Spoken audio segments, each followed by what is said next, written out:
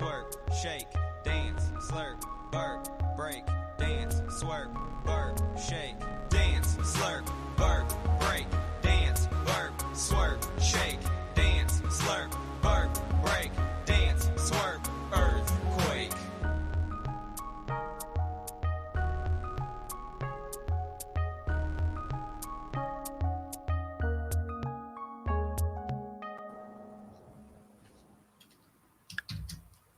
And what's happening, everybody? Welcome to this brand new style of show. I have no idea if this is going to work or not. So, we'll see.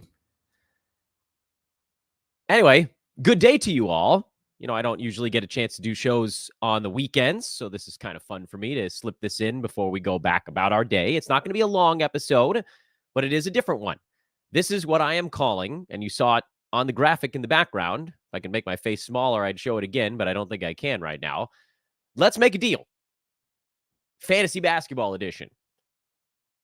The way this works, at least for now, is I am trading away a player, and I need you guys who are watching or on Twitter or something to send me offers for that player.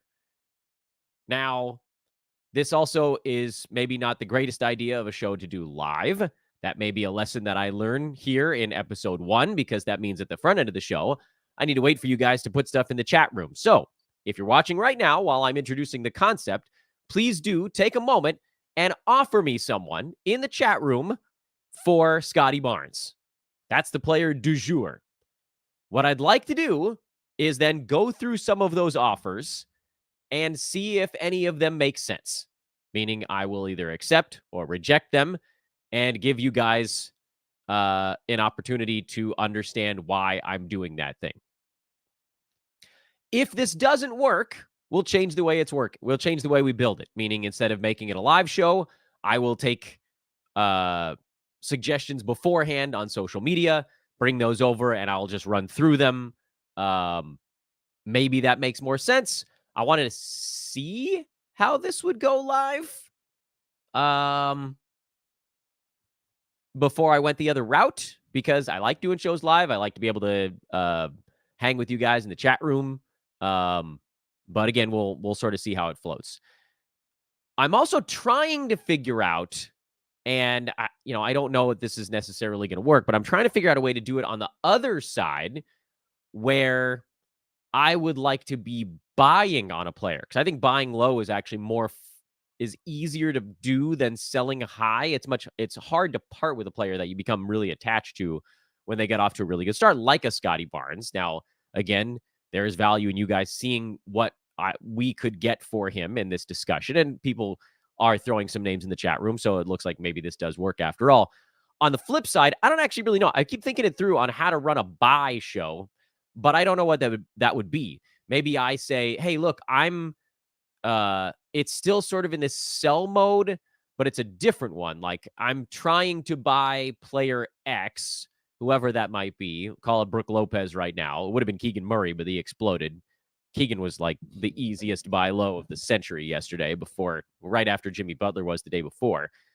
I can't figure out how to run this on the buy side. So I'll keep working on that one, but we're going to try. Let's make a deal. I'm trading away Scottie Barnes. There he is on the screen for you guys. I opened it in a photo viewer window. Let's see if we can make this bigger. There we go. That's taking up most of the window now. But let's also shrink it down. There we go. That's perfect. There, you can see his face. You see his Yahoo stats. You're not subject to all the other stuff that's floating around. Okay, let's go to the chat room. I'm selling you all Scottie Barnes. Who are you guys offering me? Dejounte Murray is player number 1 that's being offered to me. So first and foremost, I guess what I should do with this concept is let you guys know what's going on with Scottie Barnes. He's currently ranked number 11 in 9 category leagues, on the shoulders of 21.5 points, 2 3-pointers, 10.4 rebounds. I know, that's crazy. 6 assists, 1.5 steals, 2.1 blocks. He's shooting 48.5% from the field, 75.7% at the free throw line, and he's at 2.9 turnovers per game. I'm not even going to cloud this episode with analysis of Scottie Barnes, because that's not even really what it is. This episode is about you guys offering me things and then me telling you why I would or would not do it. So it's not about like what my projections are on the player that I'm trying to sell. It's not even necessarily whether it's a buy low or a sell high. It's just to sell a player, and then we're going to work our way through it. So Dejounte Murray is the first offer on the table. And this one is an interesting one because you guys know I like Dejounte Murray. I don't like him with all of my heart. I like him with like half of my heart. He's number 39 in 9-cat right now, 21.8 points, 2.3 3-pointers, 4.5 rebounds, 5.6 assists, 1.1 steals, 0.4 blocks, 49% from the field, and 84% at the free throw line with 2.8 turnovers per game. I reject this offer. And I probably need like a sound effect or some very large reject word that I can put up on the screen. Let's see if I can do that in the middle of a show. Can I just have the word reject fly up there on the screen? Banners. No, that wouldn't be it. Okay, I don't know how to do that. I'd have to figure out a way to just yell rejection on this one. And for the meantime, I'll just yell the word rejected. I reject Dejounte Murray because while I was not super high on Scottie Barnes coming into the season, and so far that's been a pretty big miss. No, maybe I don't think he stays at number 11, but I do think he has a real good shot to stay in front of Dejounte, who, listen, I think this is a reasonable thing to try. I don't think it's going to get it done in your leagues, and it doesn't get it done with me because Dejounte was number 36 last year in a season where Trae Young was having kind of a down season. Atlanta, by all accounts, got better around Murray and Trae Young. And so I don't believe that Dejounte is going to do that much more than he's doing right now. I figured he would be a mid-30s per game guy who last year showed us he can be pretty durable when he wants to be. And so far this season, he's played in the Hawks ball game. So that's a good thing. But from a per game basis, I don't think he's all that far off where he's going to end up. Maybe in a good universe, you get Dejounte up to 1.3, 1.4 steals. That's where we could squeeze some value back out of him. The perfect scenario for him is steals somehow trend up towards 2, which could still happen. You know, limited sample size theater here. Gordon Hayward's averaging almost 2 steals a ball game. If Dejounte gets up towards 2 steals, that's how he gets back up into that kind of top 20. Maybe even a little bit higher than that. That's how maybe this trade works out. But as it stands right now, even if Barnes falls back, I don't think he falls back far enough. And I think you could get more for him than Dejounte Murray right now. Second offer, Jaren Jackson Jr. See, now this one, I might argue, is more tempting. JJJ is number 31 in 9-cat right now. 21.4 points, 1.8 threes, 6.8 rebounds, 2.4 assists, 0.3 steals, 1.9 blocks, 50% from the field, 80.5% at the free throw line. Number 31 in 9-cat. And I think one would be quite reasonable to note that his defensive stats are way down season over season. Not a small amount, a big amount. Last year, he was at 3 blocks per game and 1 steal. 4 defensive stats last year, 2.2 this season. If you believe that's a number that goes up, and I think I kind of do, I think I accept this offer for Scottie Barnes, who I think does fall back. What do we think falls down for Scottie Barnes? Okay, so look, last year he was at 1.1 steals and 0.8 blocks in 35 minutes a game. His minutes are up to 37, which, by the way, is completely insane. I believe in his uptick in scoring. I believe in his uptick in assists because he's now handling the basketball more. What I don't believe for Scottie Barnes is that he's suddenly now like an 11 rebound a game kind of guy. I know that's what he's doing, but if he's going to try to do that all season long, he's going to run out of gas. So that number's coming down. 2.1 blocks. No, I'm sorry. That number is not staying where it is. 2 seasons in the league, he didn't break 1 block per game, and now he's at 2.1. Steals, okay, maybe there's a universe where his steals come up a little bit. I don't expect his steal rate to change all that much. He's on a crazy heater in those things. The shooting, the threes, the scoring, the assists, that stuff I think trends up from last year.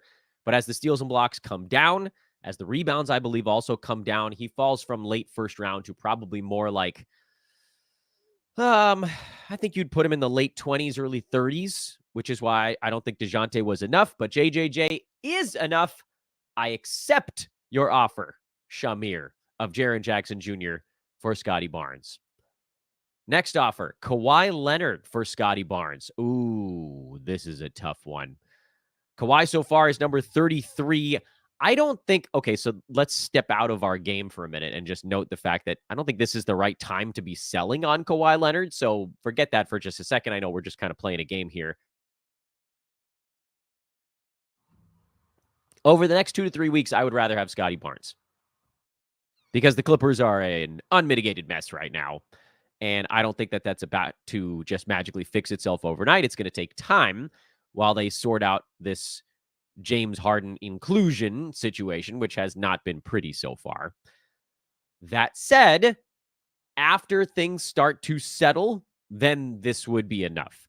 So if I have Scottie Barnes, I don't think that I take Kawhi right now. I don't know that the person that's trading away Kawhi would be willing to part with him once the Clippers start to figure out what's what, because we know Kawhi is a top 5 player. And it's just like everything that Scottie Barnes is doing, he's still not inside the top 5. How? Well, it's because he's not a positive in either of the percentages. He's actually negative in one. The other stuff is pretty amazing, but that's why it's so damn hard to get inside the top 5 or 6 in fantasy.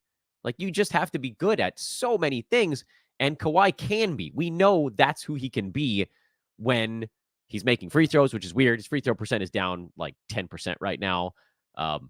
That's basically the big thing for him. The other stuff is actually not all that far off. Steals and blocks probably tick up a little bit as, again, pieces settle. But this will be enough for me in a couple of weeks. It's not enough right now. So therefore, today, I reject your offer, Michael Fleming, with apologies. Cade Cunningham. This one I don't think I need to get into too much. This one is a hard rejection for me. Cade is currently ranked number 180. I know a lot of that is because he's at 5.3, an ungodly number of turnovers per ball game. Okay, the planet is a points league, but I don't think that there's a category league planet out there where Cunningham gets anywhere near Scottie Barnes this year. I didn't think Cade got to his ADP, and I wasn't drafting him there because of it. I don't think that the only way you're going Cade is if you're punting field goal and turnovers.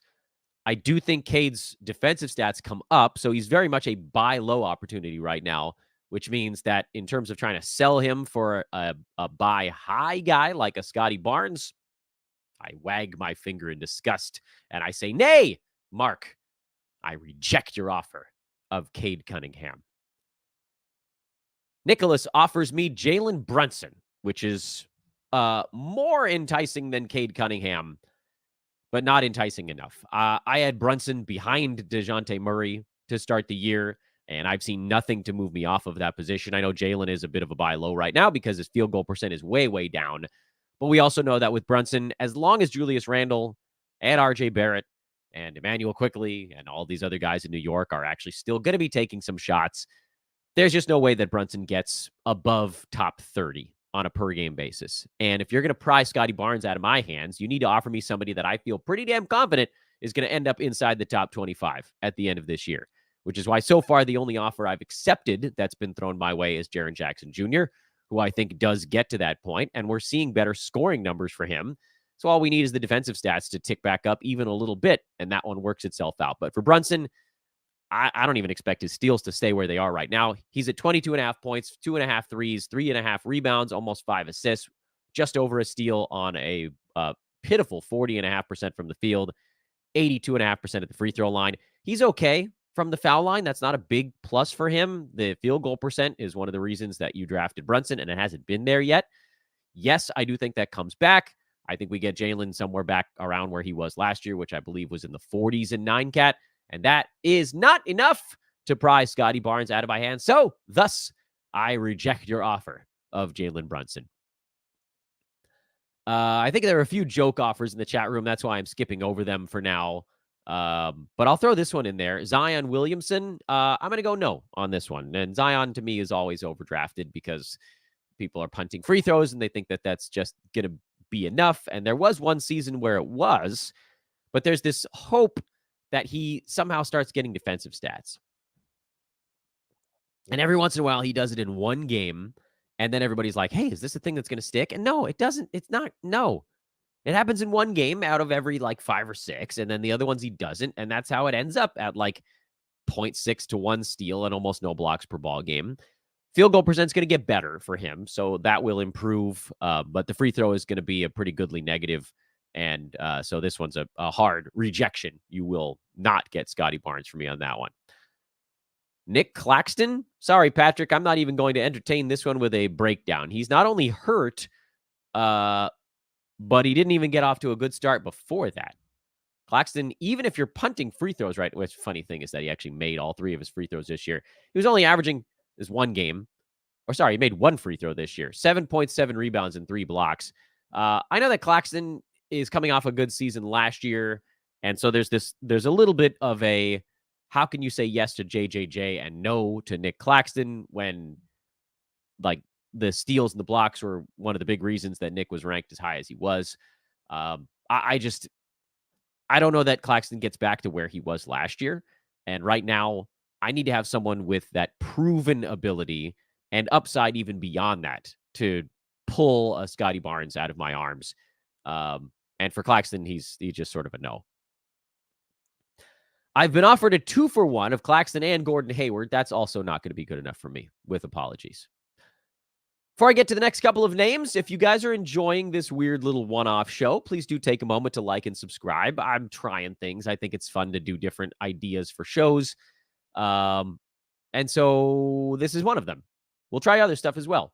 But please do like, rate, subscribe, all that good stuff. See if people can find it, and we'll roll with it from there.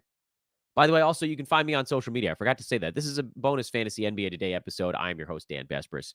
You guys know that stuff. We got another Kawhi in there, but another 2-for-1. Ausar Thompson and Jalen Johnson. No, that's not going to get it done for me. I do like Jalen Johnson a lot. He's number 74. I like Ausar Thompson a lot. He's been incredible to this point. Actually, you know what? I got that wrong on Jalen Johnson. He's a little bit higher than that right now, right? Yeah. I lost him. There he is. He's at 50. Ausar's at 43. So you're offering now 2 top 50 guys currently for Scottie Barnes, who's number 11. If these were guys that I thought would definitely finish in the 40s, I might say yes. So it is a little bit tempting. But I also believe that Ausar Thompson probably cools a little bit. The steals and blocks rate is nuts right now. I'm super into his fantasy game. I don't know how you couldn't be. But 10 rebounds, 4 assists, and 3.2 defensive stats feels kind of hard for a young guy to sustain for an entire season. Jalen Johnson, I think the 60% field goal number comes down for him. So I think both of these guys probably cool a little over the next month. And so that's why, with apologies, Chris, tempting, but I reject. Alperen Sengun. There's an interesting one. He's number 47 right now. And it's a little bit weird because his sort of the popcorn stats, as we call them, points, boards, and assists, all are really good to this point. 19 points, 8.3 boards, 6.1 assists. And the field goal percent's been really good. 62% on 13.5 shots per game. There's been a lot of really nice positives for him. But the defensive stats haven't been where I think we expected them to be. He's really not blocking anybody right now, which is probably good because the Rockets as a team are playing much better position defense, including Sengun, who's taken a very large step forward in understanding principles on that defensive side. But it also helps that the guys in front of him, the Freddie VanVleets, the Dylan Brookses, you've seen some reserves come in and doing a better job of just keeping guys in front of them. So Alperen's not back there getting into foul trouble and trying to swat a bunch of shots and just always in the wrong place. Also, he's been a mess at the free throw line. So low defensive stats, bad free throws has kind of sagged his numbers, which makes me think 2 things could happen. One, do we see any kind of slowdown in the popcorn stats? 19, 8, and 6 is pretty high. So far, we haven't seen an indicator that that's slowing down, but it could. On the other side, do we see an uptick in blocks? Is that something that comes around over the course of the season? Same thing with free throws. Does that get up into the mid to high 60s? And then maybe he's not kind of a punt free throw guy, which he is right now, and just more of a kind of bad free throw guy, which you can stomach a little bit better. So the answer to that question is we don't really know because we haven't seen Sengun with these competent pieces around him and him playing better defense, so not getting totally played off the floor. Competent. Doesn't have to be great, just needs to be competent, and that's what he's been so far. I'm inclined to stick with Scottie Barnes. I think the chances that he stays above, even if you think Sengun goes forward from here, I think Scottie Barnes has a pretty good shot to stay in front of that mark. So again, tempting, but rejected. Oh, this one might be the hardest one so far. Tyrese Maxey. Tyrese Maxey is right next to Scottie Barnes with a super hot start to the season. In fact, by 9 ratings, he's actually ahead because Maxey hasn't been turning the ball over at all. 26 points, 3 threes, 5.3 boards, 7.5 assists, 1.1 steals, 0.8 blocks for Tyrese, 48% from the field, 92.5% at the free throw line. He's been a big wowie so far. I thought he'd be good this year, and I didn't think he'd be anywhere near this good. It's kind of like Shea last season where I was like, yeah, I'm on him. He was on the old man squad, but I didn't think he was going to be a top 3 guy. I thought Maxey was going to be good this year. He was drafted near what, like 40, 45? I thought he'd be in the late 20s, mid 30s, something like that. Number 7? Yeah, no, I didn't think that was going to happen. Like Scottie Barnes, I do think that Tyrese probably cools a little bit as this season goes. Perhaps you see a slight downtick in free throw, a slight downtick in blocks also feels quite reasonable, maybe an uptick in turnovers. And there has to be a worry that Philly uses some of the pieces they acquired and picks to go get another medium-high usage guy. If those things happen, you could see Tyrese fall a couple of rounds in value. As it stands right now, the downticks for him are not that big. You know, blocks going down from 0.8 to what? 0.3, 0.4? It's something, but it's not massive. Turnovers ticking up from 1 to what? 1 and change, 2? It's something, but it's not colossal. So I think that both of these guys come back to earth a little. So now you're just thinking, which one comes back to earth farther? I think Scottie Barnes comes back to earth a little bit farther than Maxey. And so on this one, I think I accept your offer. The second one we've gotten through so far, JJJ and Tyrese Maxey, has been they're the two acceptances to this point. Let's do maybe 2 more names. I want to keep this to a half an hour show. De'Aaron Fox. This is actually a really good one. I know he's hurt right now. Let's assume that he's back in the very near future. He was number 17 before going down. Admittedly, 31.3 points per game is probably not a number that he sustains. Let's assume that De'Aaron Fox probably ends up a little bit more like what we saw out of him last year, which was 25 points, 4 boards, 6 assists, 1.1 steals, and doesn't take this flying leap forward. You know, free throw is suddenly not a negative right now. Steals and blocks are way up. Scoring, way up. All this stuff comes back down to earth a little bit. It's a pretty good offer because if you think Fox does take a small step forward, you might say, okay, well, maybe Fox does remain in the 20s this year instead of the 40s. Would that be enough? I'm not willing to risk it. I'm personally concerned that this is an injury-plagued season for a bunch of Sacramento Kings. They were one of the healthiest teams in the NBA last year, which feels kind of fluky to me. And I do believe that they end up a little closer to the 500 mark, a little step backwards. Fox would be a part of that, even if his numbers take a small step forward. I think that there's a health risk involved. And so I reject your very reasonable offer of De'Aaron Fox. I got 2 more good ones here on the... Oh, there's 3 more good ones. 4 more good ones. Ah, man, I'm not going to get through this thing. Desmond Bane is a good one. I'm going to make the analysis shorter on this.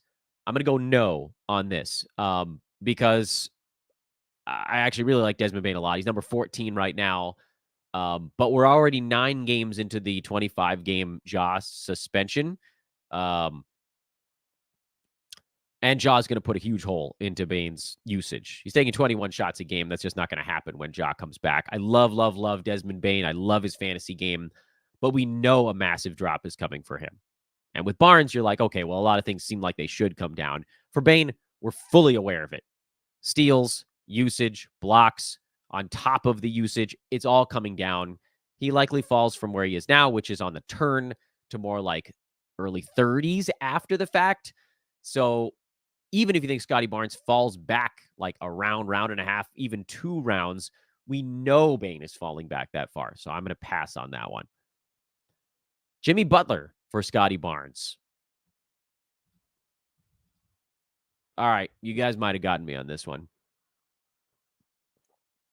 I think I'm going to go Butler because a lot of stuff is down for him, and I don't think it's just magically twisting into the low range. Butler is number 44 right now. We know he's going to get himself into the top 20. That's just the way it works. So basically, and this is the wrong time to sell, by the way, on Jimmy Butler because he's taking a personal day, and he's been off to a little bit of a slow start. But at some point, he's going to go on one of his runs, and the field goal percent is going to jump up to 48, 49, 50, and the steals are going to jump up from 1.4 to 1.6 or 1.7, and the assists are going to get from 3.5 to 5 or 6, and he's going to look like Jimmy Butler always looks, and he's going to be a top 15 fantasy play. And so on this one, again, maybe not the right time to sell on Butler, but I accept. I will take your Jimmy Butler for Scottie Barnes because I do think these two ships pass in the night. Domantas Sabonis. This one's a hard one because I always felt like he was being a bit overdrafted this year. He was number 20 per game last year, and it felt like that was probably the best it could have possibly been in a million years. And with Scottie Barnes, what if it doesn't fall off that hard? So I'm actually, believe it or not, going to pass on this one.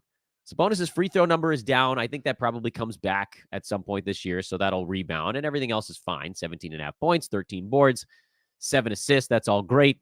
That would get him into the top 25 if the free throw number gets back to sort of career mark for Sabonis, and it might. But I don't think that I would take that chance right now, which is crazy because 100 out of 100 people would have drafted Sabonis over Scottie Barnes. And today, I actually am not taking that deal. And the last one is Anthony Edwards. And this one is also a pretty hard one. Ant-Man up to number 27 right now. And I think this is pretty close to where he ends up. 50% from the field, 80 at the free throw line feels like about as good as those are going to get. 21 shots a game, 28 points. Converting is about as good as it's going to get. I was never an Ant on the turn guy this year. I think he does take a step forward. Funny thing is, I was really high on the Timberwolves this year, but I thought people were getting too high on Anthony Edwards. And so on this one, I'm going to say no. I think Scottie Barnes has just taken a bigger leap this season than Edwards has.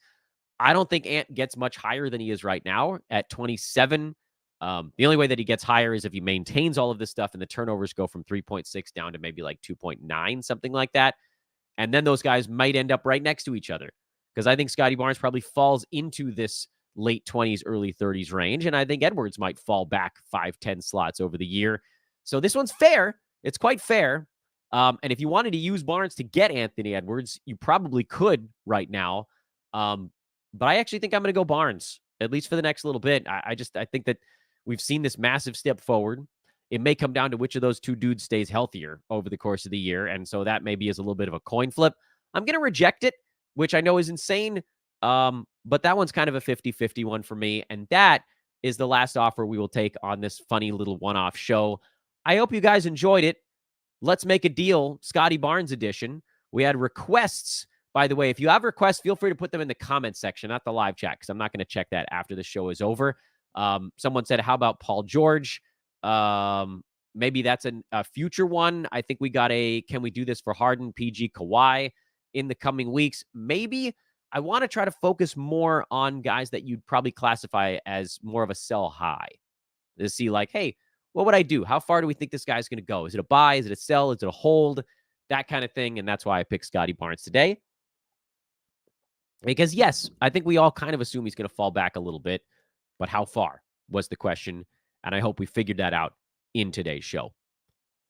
Thanks again for watching, everybody. I'm Dan Bespers. Hope you enjoyed this special Saturday edition of Fantasy NBA Today. Have a delightful rest of the day. We'll be back on Monday with a reverse chronological lightning round, weekend recap, and deep dive once again on the waiver wire. Please like, rate, subscribe on your way out of town. Want to keep growing all this stuff, and you guys are a big part of that. Come hang out with us in Discord. That link is in the description. I think I also threw the link to the secret pod in the description. You can go sign up to the email list. That's how you get that as well. See you Monday, everybody. So long for now.